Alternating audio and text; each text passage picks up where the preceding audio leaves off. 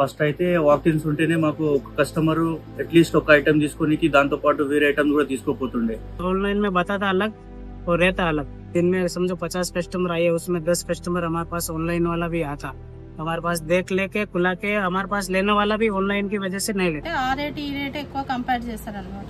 చేసి దాంట్లో తక్కువ ఉంది మీ దగ్గర ఎక్కువ ఉంది అని కూడా క్వశ్చన్ వేస్తూ ఉంటారు. ఆన్లైన్ లో అట్లా లేదు కదా. ఆన్లైన్ వల్ల మాకు చాలా లాస్ ఉంది.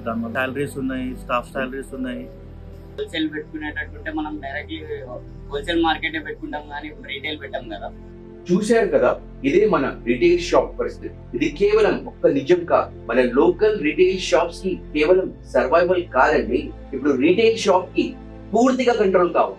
ఇది మన ప్రతి ఒక్క రిటైల్స్ కి టెక్నాలజీతో ఎంపవర్ చేసే సమయం. మీ ఫ్యూచర్ ని మీ చేతిలో తెచ్చుకోవాల్సిన సమయం. ఇది కేవలం గ్రోత్ కాదు, ఇది ఒక movement. Let's race together, let's lead this market with Mayap Technology.